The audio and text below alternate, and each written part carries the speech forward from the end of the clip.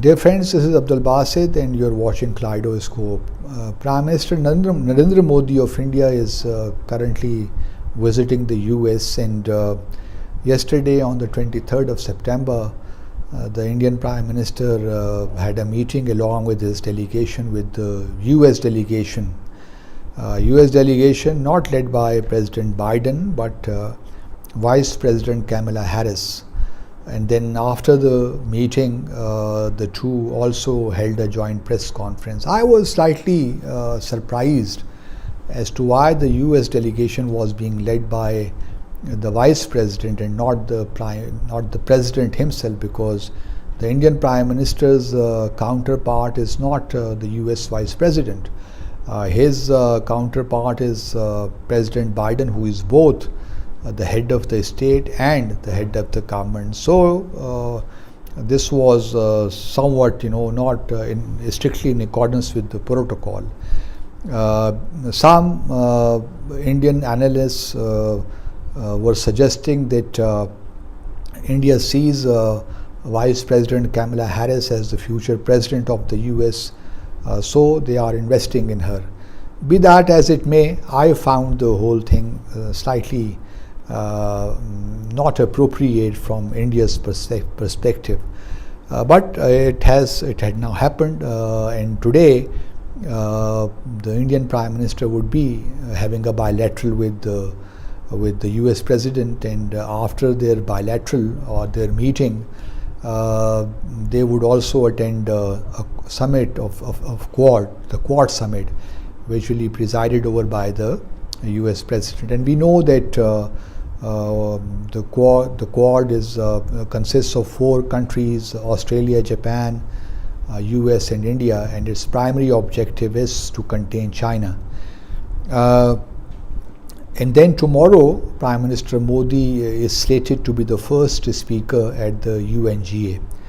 And we will see both the outcome of the Quad summit and what that contains, and then also tomorrow what does the Prime Minister of India say in his address at the UNGA session. I have been saying now for 2-3 years that India is the biggest impediment to peace and stability in our region. And I am very glad to see today in one of the Indian dailies, the Tribune, a piece by Mr. Sudhindra Kulkarni. Mr. Kulkarni, as you would know, was originally he was part of the BJP, and he was very close to the former late Prime Minister Vajpayee. And in his piece, he is critical of the Indian government for becoming, for integrating, aligning itself to Quad's objectives, which are anti-China. And may I read, 1 or 2 paragraphs which would give you an idea as what does Mr. Kulkarni want to say. He says that sadly, India has chosen to isolate itself from a regional cooperation endeavor involving China, Russia, Iran and Pakistan to promote peace and inclusive government in Kabul, even though there is no basic difference among the 5 nations over the issue that the Taliban regime must not give sanctuaries to terrorist organizations. Instead, India is aligning its Afghan policy with that of America. More worrisome is America's reported attempt to seek a military base at some place in northwest India for carrying out over the horizon counter-terrorism operations in Afghanistan. Agreeing to this would be catastrophic for India and the region. It would also expose us to the criticism of following double standards. India has been rightly insisting that the Taliban should not allow Afghan soil to be used against India. How then can we allow the USS anti-Afghan operations from Indian soil? America has no business getting involved in Asian disputes, yet invoking the artificial concept of the Indo-Pacific, which gives India's westernized ruling elite a feel-good sense of gaining global leadership. Washington has persuaded the Modi government to offer it a foothold in the India-China row. Unfortunately, we Indians, instead of sorting out our disputes with China on our own on the basis of equality and fairness, have chosen to join the US-led quadrilateral. Essentially an anti-China alliance, the Quad could end up making Asia the theatre of a new Cold War and an expensive arms race. Should India allow outsiders to put their guns on its shoulder to fire at China? What will be the consequences of India becoming a pawn in America's game? How insightful and spot on, Mr. Kulkarni, and thank you very much for this article, and I'm sure this article would be read not only in India but around the world, because this is a very thought-provoking article, and I must congratulate Mr. Kulkarni because he never minces his words and he speaks his mind, and it's very encouraging to see this letter getting published in one of the Indian dailies. I too have my worries about India's becoming part of the Quad, because it would also, whether one likes it or not, also have adverse effects it would negatively affect the Shanghai Cooperation Organization.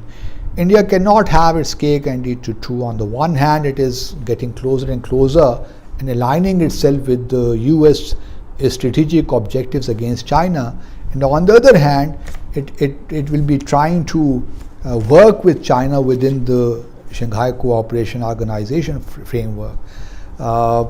It may appear possible at this point in time, but as we move on, we will see complications, I think, growing, and we will see less and less cooperation within the SCO mechanism. So my worry is that India's presence in the Shanghai Cooperation Organization will make this very important organization less and less effective.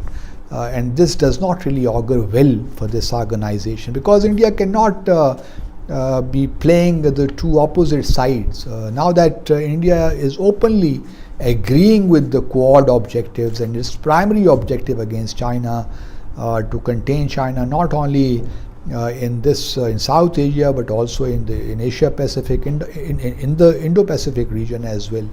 So all these Indian steps would make the region, it would not take us towards more stability, and I mean it behooves India, in my view, to focus on resolving its problems, disputes, unilateral disputes or bilateral disputes with China and Pakistan. Only then can perhaps it realize its regional and global aspirations. If it continues to align or gets itself bogged down in the strategic objectives of the US, then obviously it would have